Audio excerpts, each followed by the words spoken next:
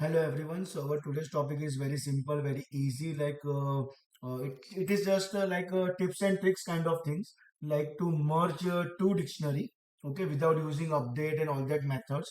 So here we have a D1 equal to something A as a key and value, B key and 20 value and likewise.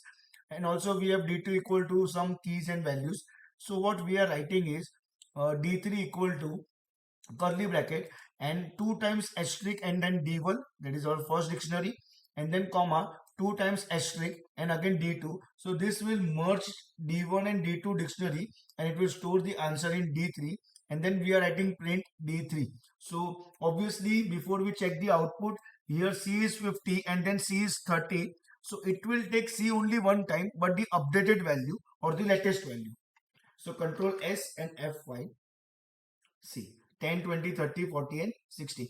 They are not taking actually C50 because first they are taking C50, but while taking D2 it is override. So now they are taking C2 C as a 30. This thing override.